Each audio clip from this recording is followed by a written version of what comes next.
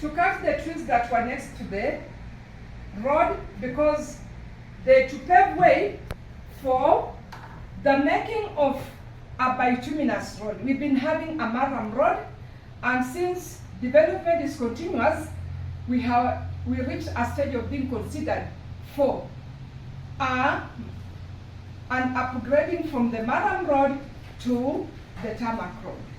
Now, we cut the trees and got timber, we got the branches, we got the offcuts, and many other products and byproducts from the trees. We did not have a place to store them. This part of the timber that we have, here we have about 10,000 feet in this particular house.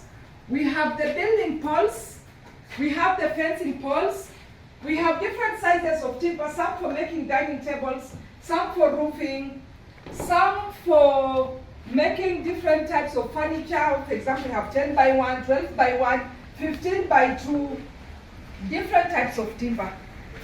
Some have been kept in different rooms. We are hammering them so that somebody does not pick them from the window. We are here with our carpenter Jeremiah. We have already made 15 bags of charcoal. This is what we call charcoal. We normally use it on the jiko. And the 15 bags, already 11 have been sold. What is here is only for the charcoal making process is ongoing because we shall be using even the stamps for the purpose of making the charcoal, and the charcoal will be sold to those who stay in town because the landlords and landladies cannot allow them to use firewood in their houses, in the rented house premises. So that's how we shall get the market for charcoal. The timber is quite good. The red color makes it resemble mahogany. Eucalyptus is a hardwood. We got offcuts. These are offcuts. We got offcuts from the sides of the tree. Before you make timber, you have to remove the offcut. So these offcuts were used to make the cowshed. Part of the timber is here, which we used for roofing, and you can see some by the side, by the entrance. It has made the frame for the door to the cowshed. So this is how the road construction has helped us positively to renovate our cowshed. Actually, the posts which were at the cowshed were, I can say, not so good. They've really taken long. You can see some of them. The cowshed has been here from 1996.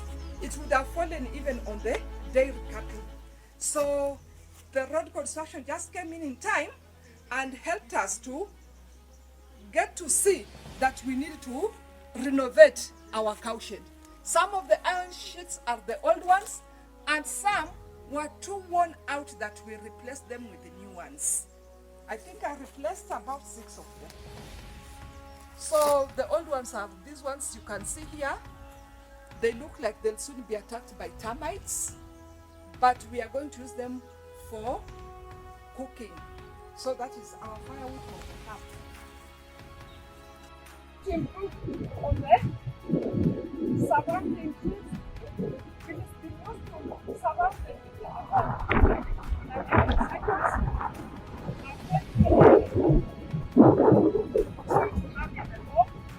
just for aesthetics. And animals have been hurting if their homes trying to play with the tree. So now that we have surrounded it with offcuts, it will be quite okay. It was not alone, we normally have 2 of them. The other is here.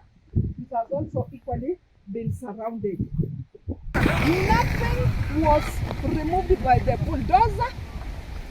We the farmers were just told this particular stump is outside our area of plowing and removing the removing the stumps for the purpose of paving way for road construction.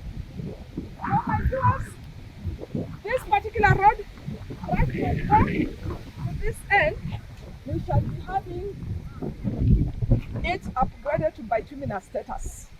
So the tuk-tuk, the rider, and many other road users, including the pedestrians, will be using this particular road. These are some of the poles that are remaining yet to be kept. Those are the offcuts that will again be used elsewhere. And in fact, the offcuts came in very handy because we managed to improve on the facilities around. We normally have a sitting place. We have made benches for the people to sit.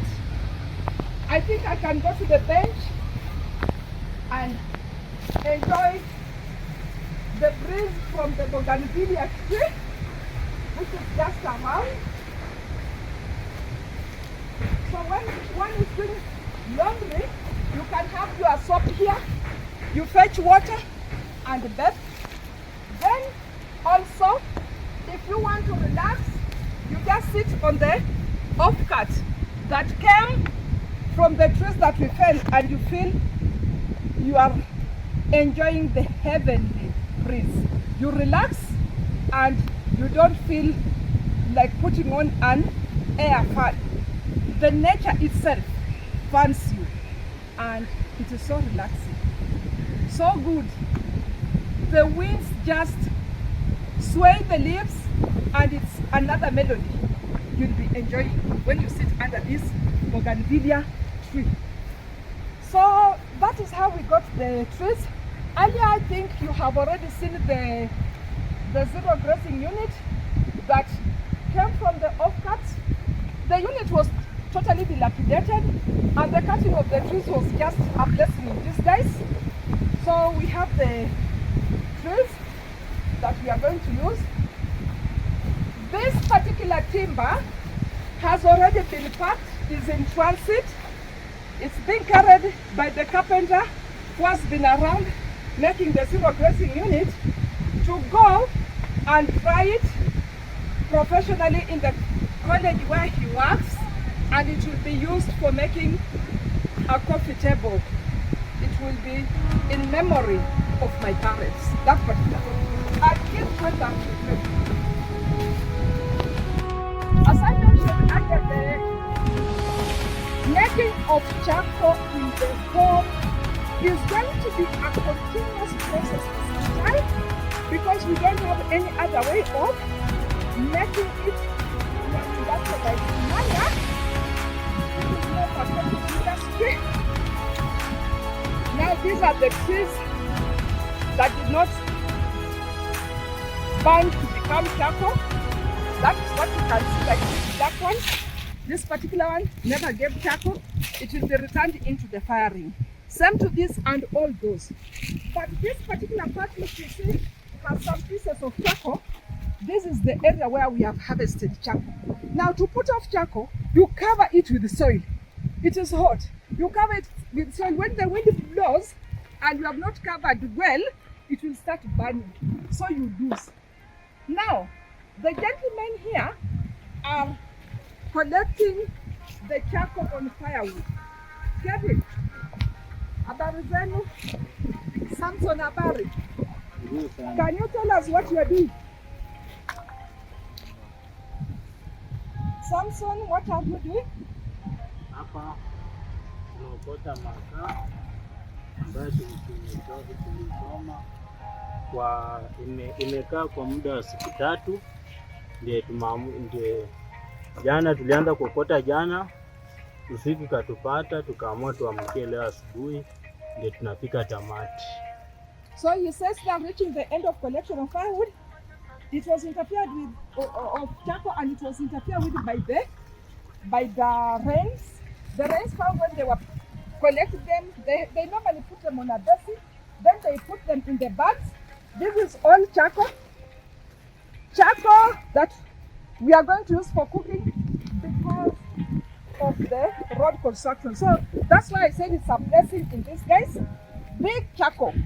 When you put on the charcoal, you don't need to put so many. And then cut the fire and cook. As you are aware, economics don't allow everybody to use gas or to use electricity for cooking. Here in this part of the country, particularly in the rural setup, we normally use firewood on the hearth or charcoal on a jiko. So this is really a big advantage. This particular one is a heap that is smoky. As we can all see, this is the smoke coming from underneath. It was lit from somewhere. The burning started from down, coming up. You can also heat from top, going down. There are different ways of making the charcoal. It can be heat from up or down. You have to cover with soil so that you prevent it from burning. You reduce the oxygen getting into the firewood or the logs that you have put for the purpose of making charcoal. So if you've never seen charcoal being made, that's how it is made in this particular country. The charcoal I'm talking about is this one where you take logs like this which were not able to give any timber, and you either split them or put them whole and cover them with soil, put leaves to prevent much oxygen from getting in, and the leaves are also a coolant so that the fire does not burn so much. You keep on checking and adding soil anytime there's some perforation so that you get at the end of the day your charcoal. So I have been given a job description of making charcoal by the County Government of Kakamega by virtue of coming home from town to take care of the trees that my parents put up. In the home, we also have other trees like avocado. I can see about 5 big trees and several small trees, avocado trees. Some of the fruits just fall and sprout. So if you do not do thinning, you discover you have a whole orchard, planned and unplanned. We also have the mango trees. We still have plenty of trees in the home. I hope we shall not get any other interference. Now ahead, we have the foliage. This particular foliage still has some twigs which can be used to cook this particular tree and branches. So when you put this aside, this is what is going to light the fire, and then you cook. We normally use 3 stones and we make our hearth, and the food gets ready. Whether it's food that takes slightly longer like beans, or that one which takes shorter like porridge, we use firewood. So this is still firewood. The compound doesn't look so clean. This was a very well kept compound, but it's just a matter of time, and we shall be clearing the leaves, we shall be clearing the trees, and come rainy season, I may not even want to participate in clearing. The neighbors and those who wish to get some firewood will just come to request, can I take some of this foliage? Can I take some of these leaves? Can I take some of these branches? And for sure, they'll be given. And they can also go and do cook in their homes. Now, as we approach the gate, these are some of the surviving trees which were not put down. We have the gramilia, a bit of the fruit. You can see some of the cypress trees. Pretty young, they can't give even timber, but it's a matter of time. They're able to grow, age, and reach a time for giving us timber. Now, this is just one stump. You can see the stump for sure is an indicator that the tree was quite large. It was uprooted using a bulldozer, The bulldozer shook the roots first. After the roots weakened, they just plucked it the way you can pluck a tooth. Normally, this part of the world, we normally don't go to the dentist to remove our teeth. We normally just check and pluck it. I saw the bulldozer just pluck the tree. The area left without trees is the area you are seeing, and the pegs are still intact.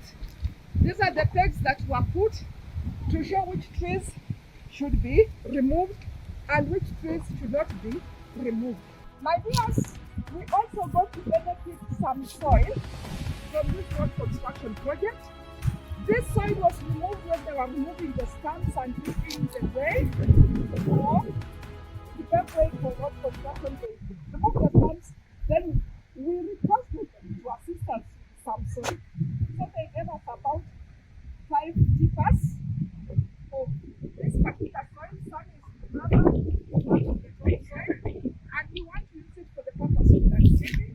Sometimes when we go to this area, we normally get a lot of rain runoff, and it comes, and as much as it gets waterlogged by morning, we get this over. So it is this particular soil that can be used to do future seedlings and also to improve on the landscaping when we are looking for the level for the area. We also managed to get some feeding traps. The feeding traps are for the dairy animals that we have in the compound, the calves, the cows. So we shall be putting here napier grass. The ones which were there were torn out, so we shall be putting them here. The food here, the fodder, and then they can eat from this particular traps. Foliage again, you can see in this part of the compound, we still have a lot of twigs that were ferried from the roadside to this particular area for the purpose of harvesting the twigs for cooking. And I can say we are going to benefit, because if you can be given half of your soil, we didn't want everything, just part, and then they will pass. The rest they can use it elsewhere. And I believe we are grateful. Our trees are going to get more soil. The trees will improve and they will do quite well. You can see the jacaranda tree, you can see the tarmacked, and this particular one I miss out on its name. The botanist would be clear to us, but we don't have any right now, but it's a beautiful tree.